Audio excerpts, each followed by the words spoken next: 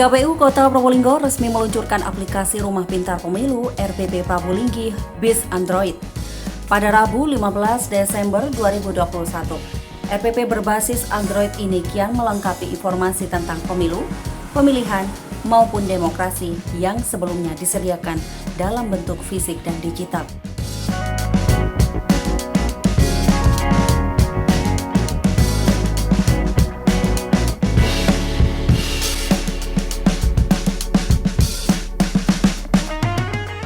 Peluncuran aplikasi tersebut dihadiri Kabiro Partisipasi dan Hubungan Masyarakat Sekretariat Jenderal KPU RI Cahyo Aryawan melalui sambungan Zoom Meeting. Komisioner KPU Provinsi Jawa Timur Divisi Sosdiklik Parmas Gogot Cahyo Baskoro, staf ahli wali kota Probolinggo bidang pembangunan, ekonomi, dan pembangunan Wawan Sugiantoro, serta Ketua PWI Persiapan Probolinggo Ahmad Suyuti. Lalu hadir pula Ketua Bawaslu Kota Probolinggo Azam Fikri, Ketua KPU Kabupaten Probolinggo Lukman Hakim, anggota Bawaslu Kabupaten Probolinggo Yongki Hendrianto, perwakilan Diskominfo dan Bakes Bangpol Kota Probolinggo, jajaran komisioner dan sekretariat KPU Kota Probolinggo, para wartawan cetak, online, dan televisi di Kota Probolinggo.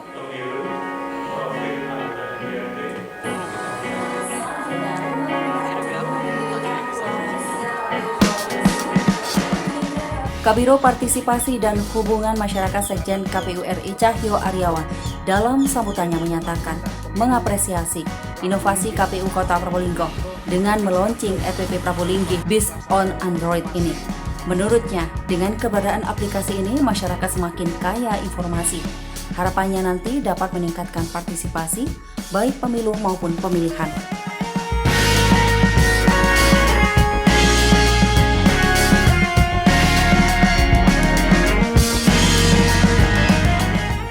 Kegiatan pendidikan pemilih yang juga akan dilaunching di Kota Probolinggo ini yaitu Rumah Pintar Pemilu Prabulinggi berbentuk aplikasi Android merupakan salah satu inovasi yang dikembangkan oleh KPU Kota Probolinggo di dalam membantu mengedukasi masyarakat memperkenalkan nilai-nilai dasar pemilu dan demokrasi hingga sebagai sarana meningkatkan pemahaman pentingnya demokrasi kepada seluruh segmen pemilih.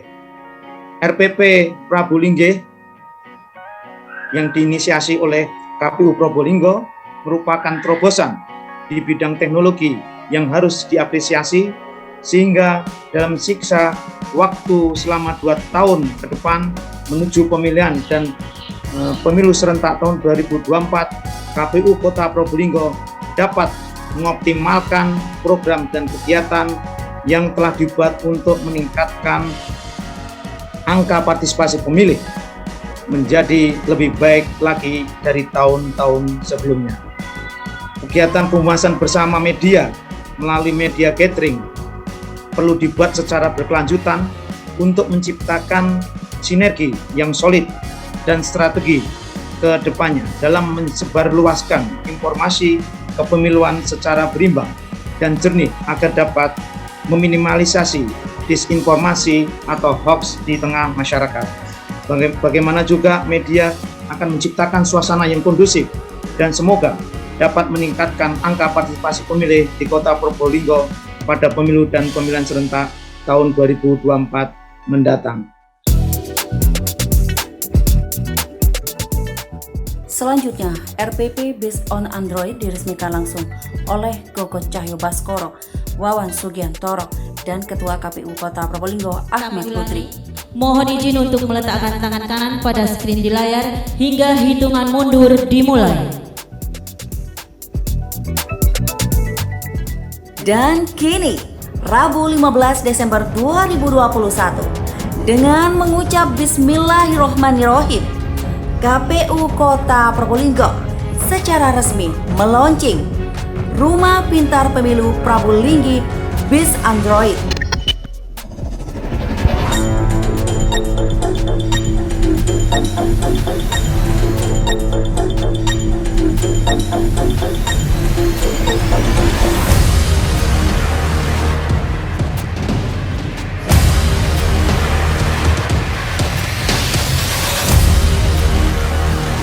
Beri aplaus yang meriah untuk acara launching siang hari ini.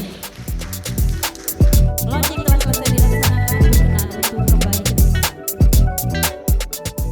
Setelah launching, peserta yang hadir secara luring dan daring diajak menikmati tampilan video profil RPP Prabulinggi based on Android dan juga RPP dalam bentuk fisik. Ketua KPU Kota Probolinggo Ahmad Hudri mengatakan, RPP merupakan wadah informasi dalam demokrasi yang diharapkan dapat menjadi sarana pembelajaran berdemokrasi di Kota Probolinggo. Ia berharap RPP menjadi rujukan utama dalam pendidikan demokrasi, terutama pemilihan pemula. Menurutnya, dengan kehadiran ERPP, masyarakat lebih mudah dalam mengakses informasi kepemiluan.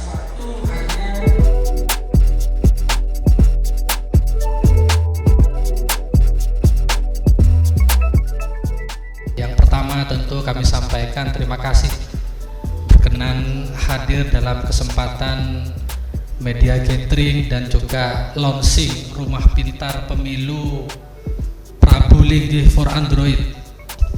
Saya masih ingat betul saat Rumah Pintar Pemilu Prabulinggi diresmikan pada tahun 2016 dan rupa-rupanya berjodoh dengan Mas Gogoh. Saat itu beliau yang juga meresmikan Rumah Pintar Pemilu,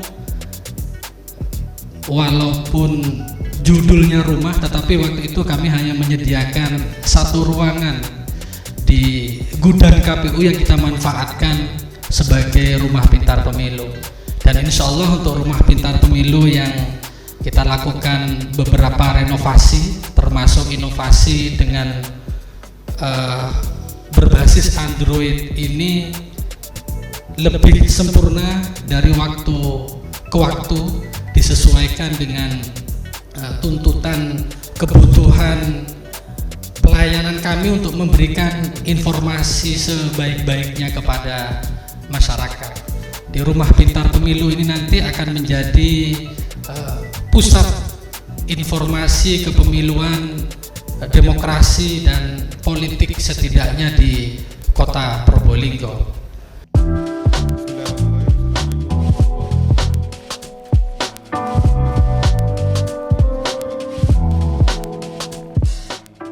Usai peresmian RPP Prabulinggi based on Android, KPU Kota Probolinggo menggelar media gathering dengan tema Peran Pers dalam menyukseskan pemilu dan pemilihan serentak 2024. Selain Komisioner KPU Provinsi Jawa Timur Gogo Cahyo Baskoro, narasumber dalam kegiatan tersebut adalah Ketua PWI Persiapan Probolinggo Ahmad Suyuti. Media gathering disajikan dalam format diskusi santai antara awak media dengan narasumber. Kegiatan ini dipandu oleh Komisioner KPU Kota Probolinggo Radvan Faisal. Ahmad Suyuti dalam pemaparannya menjelaskan bahwa peran media sebagai wasit bukan pemain. Media tidak boleh ikut arus dalam dukung-mendukung kandidat, karena hal itu tidak dibenarkan kode etik jurnalistik. Media hendaknya independen dan tidak memihak. Dengan begitu, kontrol sosial tetap bisa dilakukan. Jadi pilkada ini ibarat panen, itu panennya media ya. Karena kita tahu salah satu sumber pendapatan media itu adalah dari iklan. Apakah itu iklan politik, pemerintahan, ekonomi dan lain sebagainya.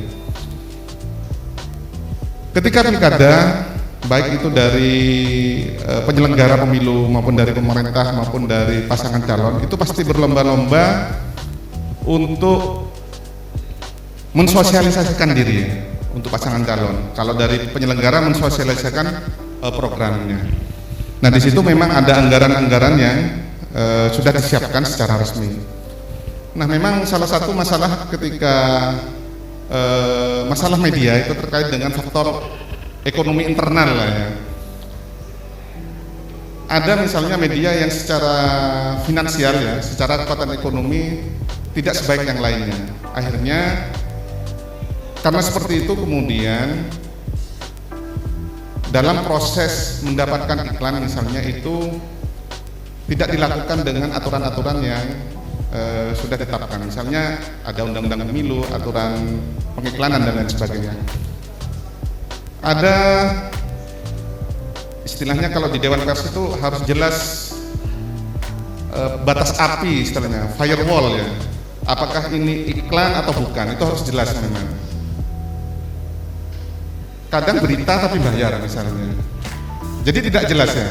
Karena itu penting misalnya bagi kita semua sebenarnya, dan ini untuk kebaikan kita sebenarnya. Karena mohon maaf,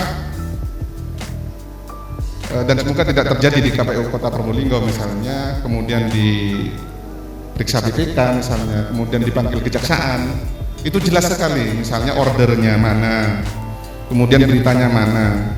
Loh ini iklan tapi kok tidak ada ADV-nya misalnya, ini berita atau iklan, nah itu harus jelas. Dan penawaran itu juga harus jelas, ini apakah iklan atau bukan, apakah berita atau iklan. Nah ini yang harus jelas ya. Jadi tidak ansis mata-mata kemudian mengejar iklan tapi tanpa aturan yang jelas. Kemudian ada malpraktek jurnalistiknya. Malpraktek jurnalistik seperti yang saya sampaikan tadi itu, ini berita tapi dianggap iklan dan lain sebagainya. Ada perselingkuhan politik misalnya, apakah secara kelembagaan maupun secara personal, jadi tim sukses misalnya. Jadi seperti yang saya angkat tadi itu, media itu harus menjadi wasit, ya harus di tengah, independen, bukan menjadi pemain. Ya, ada yang samar-samar jadi tim sukses, ada yang terang-terangan jadi tim sukses. Dewan Pers itu sudah menggariskan, kalau memang ingin mencalonkan diri misalnya sebagai kepala daerah, nyalek termasuk menjadi tim sukses, itu harus nonaktif dan mengundurkan diri secara permanen. Karena tadi ketika media atau jurnalis itu bekerja sebenarnya kan untuk publiknya, tapi ketika sudah menjadi tim sukses, dia bekerja untuk pasangan calon. Dan itu sekali lagi tadi itu kembali kepada kita sebenarnya. Tapi idealnya ketika sudah menjadi tim sukses, maka kita bekerja kepada pasangan calon yang kita ikuti, sehingga berita-berita yang kita muat itu sudah berbeda ketika kita tidak menjadi tim sukses. Bahkan tim sukses ini lanjut biasanya ya, ketika jadi terus ngikut ini sama pasangan calon, sehingga berita-berita yang tampilkan pun ya landai-landai saja, tidak berani ngeritik misalnya seperti itu.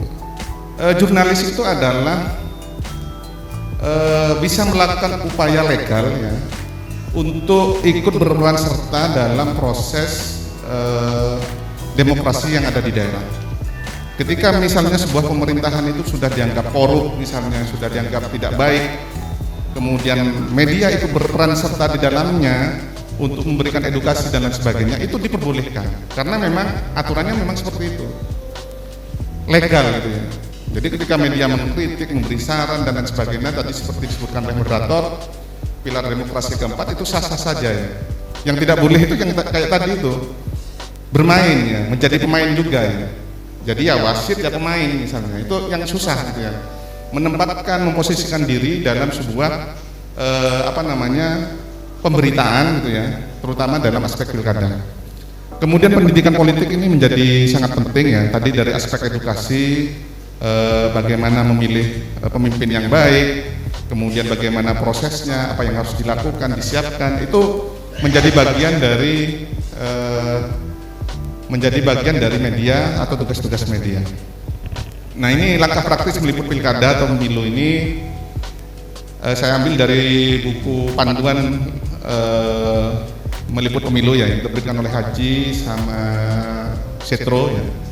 Yang pertama adalah jangan berpihak, jaga sikap independen ya. Tadi jelas kita itu harus berada di tengah, menjadi wasit dalam deklarasi HPN ya di Bengkulu tahun 2014 itu disampaikan dalam salah satu poin, kita harus menjadi wasit, menjadi pengawas, peneliti yang sama ya terhadap sebuah proses pilkada, jangan sampai kita menjadi pemain. Ketika kita sudah masuk menjadi pemain, apakah itu tipis-tipis, setengah tipis, rotok tebel atau terang-terangan, dalam proses pemberitaan itu sudah tidak akan independen. Kalau tadi menjadi fungsinya ada fungsi kontrol ya, yang dikontrol itu bukan yang dikontrol bukan secara keseluruhan, tapi yang akan dikontrol adalah lawan politik kita ya. Akan di framing ya, akan dibuat black campaign dan lain sebagainya. Kemudian yang kedua, merencanakan liputan. Dalam proses jurnalistik 60% pekerjaan itu adalah di perencanaan. Ketika perencanaan kita lakukan baik, insya Allah produk jurnalistik kita juga akan baik. Termasuk dalam pemilu. Kita, kalau kami misalnya pernah dalam pemilu ini sudah menyiapkan tim misalnya, ada sekian orang, kemudian dan ini dilakukan bukan ketika mendekati hari-hari H ya, jauh-jauh hari sudah kita siapkan tim itu, siapa penanggung jawabnya, nanti yang liputan ini siapa, yang liputan ke tim ini siapa, itu sudah jelas. Yang bagian iklan itu juga sudah jelas. Jadi tidak nyampur-nyampur ya, antara redaksi dengan iklan itu tidak nyampur-nyampur. Karena tadi itu akan berpengaruh kepada produk jurnalistik kita. Selain ada aspek hukum, sekali lagi saya sampaikan, ketika penggunaan dana ya, tadi dana hibah tadi itu kemudian tidak jelas, ya misalnya tidak ada order misalnya, atau tiba-tiba datang ke KPU kemudian minta, Pak ini iklan Pak, tanpa konfirmasi pihak KPU ya, sementara KPU misalnya tidak menganggarkan misalnya. Itu kalau jadi temuan BPK itu harus kembalikan. Kalau jadi temuan kejaksaan itu juga bisa jadi masalah. Karena itu penting ini, apalagi nanti pemilu serentak gitu ya. Aspek-aspek administrasi seperti itu menjadi kalau menurut saya ini ketentuan yang mutlak. Apakah perusahaan ini sudah legal, sudah ada SK Menkumhamnya enggak misalnya, aktenya ada apa enggak, sudah terverifikasi atau belum ya. Karena Dewan Pers itu memverifikasi perusahaan itu salah satu latar belakangnya karena banyaknya media yang tidak jelas, yang kemudian mengakses dana APBD maupun APBN yang kemudian menjadi masalah di kemudian hari. Nah ini menjadi satu keharusan kalau menurut saya yang harus disiapkan juga. Nah menjadi penting tadi rencana liputan itu ketika direncanakan dengan baik, saya pikir itu akan menjadi produk jurnalistik yang akan baik juga. Kemudian patuhi aturan liputan reporter ya, seperti yang sampaikan harus independen, harus memberikan space yang sama ya. Jadi kalau misalnya dalam pemberitaan gitu ya, kita tidak membeda-bedakan ya, harus memberikan space yang sama. Misalnya pasangan calon A itu foto A berapa kali, misalnya itu foto B berapa kali, itu harus sama ya, karena itu sangat sensitif sekali dalam proses seperti itu. Ketika kita sudah melebihkan di salah satu pihak, maka kita akan dianggap memihak salah satu pasangan calon. Kemudian tetaplah selamat selama meliput ya, nyawa itu lebih penting daripada berita, kan seperti itu ya. Kita jangan kemudian sok-sokan, kemudian ketika ada demo kita masuk ke karena ini liputan, tidak seperti itu ya. Ada strateginya yang harus kita pakai bagaimana berita tetap dapat, kemudian kita juga selamat. Jika Anda jadi korban, lakukan advokasi ya. Bisa lewat organisasi profesi, kronologisnya gimana itu bisa kita lakukan. Sekali lagi media itu adalah wasit ya, bukan pemain. Jangan sekali-kali kita ikut bermain sekaligus menjadi wasit.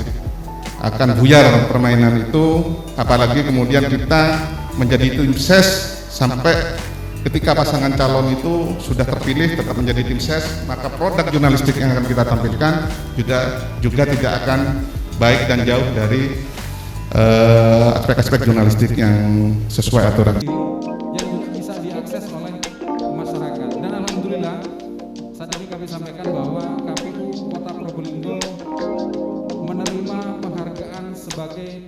Sementara itu, Gogo Cahyo Baskoro menjelaskan fungsi media dalam menyukseskan gelaran pemilu dan pemilihan serentak 2024. Di antaranya berfungsi sebagai agen pendidikan politik kepada masyarakat.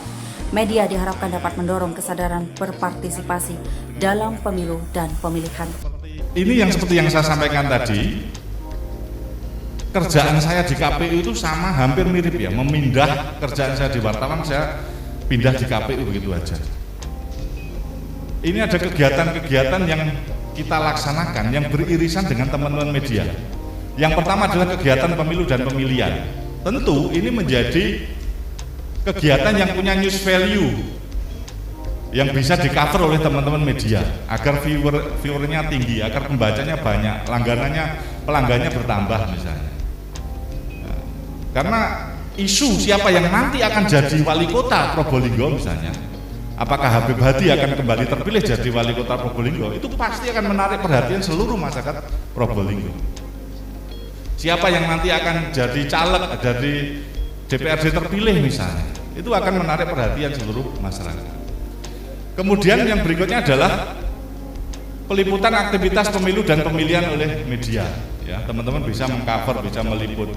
Dan kegiatan pemilu dan pemilihan ini sangat memungkinkan teman-teman media untuk berpartisipasi. Misalnya sebagai penyelenggara pemilu misalnya, apakah tidak boleh? Boleh.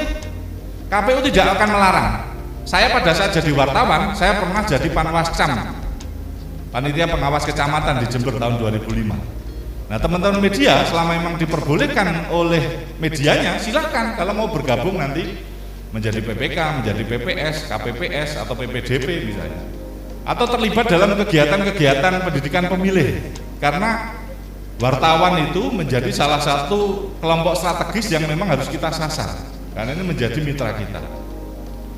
Berikutnya adalah pengawasan pemilu dan pemilihan oleh media. Teman-teman karena memang liputan di lapangan seringkali mengetahui ada persoalan-persoalan, ada masalah-masalah, surat suaranya kurang misalnya, ada orang yang mencoblos 2 kali.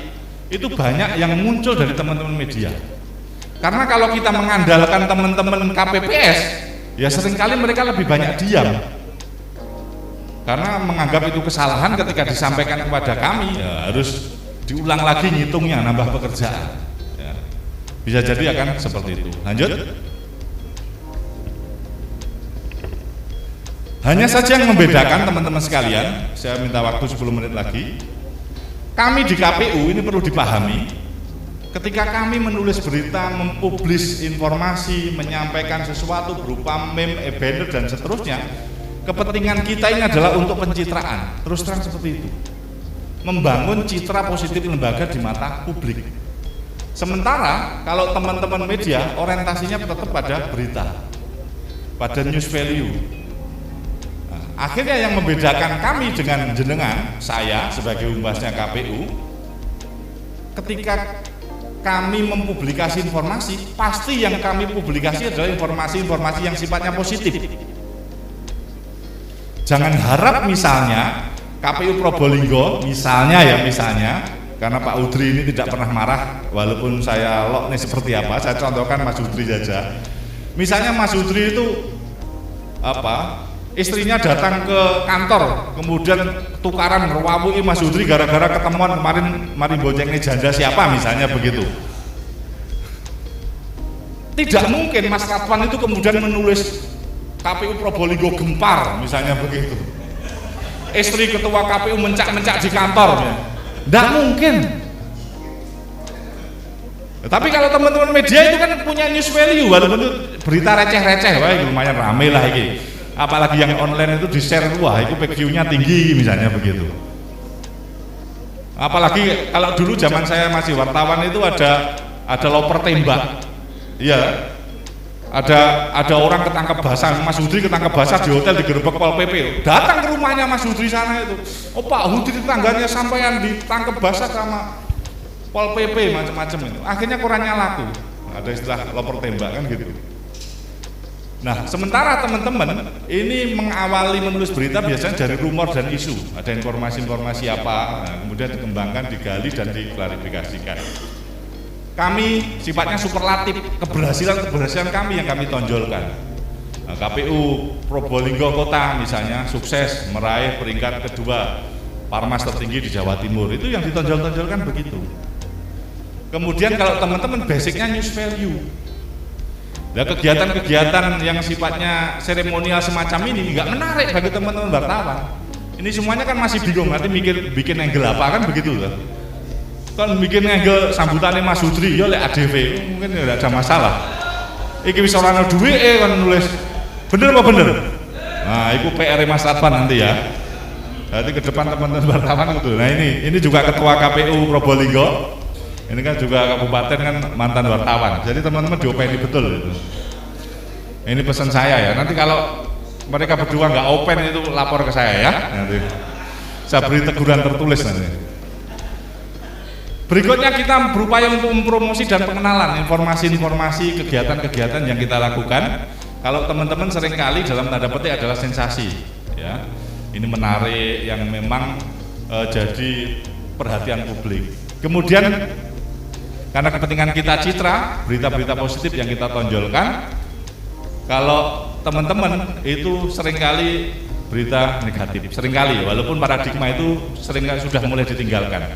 Bad news is good news, kan sering-sering begitu. Lanjut. Nah, ini perannya teman-teman media yang bisa dilakukan, menyampaikan informasi, kemudian juga bergabung bersama kami memberikan pendidikan pemilih seperti Mas Suyuti, jenengan kita hadirkan di sini. Ini bagian dari kerjasama sekaligus sebagai kontrol terhadap penyelenggaraan pemilu dan pemilihan. Lanjut, kita percepat saja.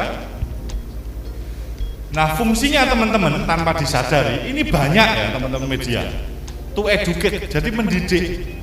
Masyarakat bisa tahu bagaimana kapan tanggal pemilihan, siapa yang punya hak untuk mencoblos, TNI Polri itu punya hak atau tidak, itu berkat teman-teman media. Bagaimana menggunakan surat suara yang sah misalnya, mencoblos surat suara dengan sah seperti apa. Kemudian to inform, menginformasikan ya, informasi-informasi yang berkaitan dengan kepemiluan. To entertain, menghibur. Ini kelebihan teman-teman media. Orang itu ya lebih seringkali lebih percaya pada teman-teman media dibandingkan kepada KPU. Karena konten-konten yang jenengan itu tidak hanya sekedar berita. Kadang juga dulu kalau di radar Jember itu ada yang pojok bawah itu ada Narona atau apa di Jember itu. Nah, kalau di sini cong-kacong. Oh, Mas Faru wartawannya. Ya itu kan hal kecil tapi menarik ya. Menarik perhatian pembaca. To effect, ini bagian dari mempengaruhi bagi masyarakat yang tidak mau memilih awalnya, akhirnya mau datang ke TPS. Dari awalnya itu memilih berdasarkan pragmatisme, akhirnya mau memilih walaupun tidak ada sangunya. Kemudian to raise political awareness, meningkatkan kesadaran politik, golputnya menjadi rendah. Dalam politik tidak ada kawan ataupun lawan abadi, tapi bagi KPU dalam pemilu dan pemilihan, wartawan adalah mitra sejati. Terima kasih. Assalamualaikum warahmatullahi wabarakatuh.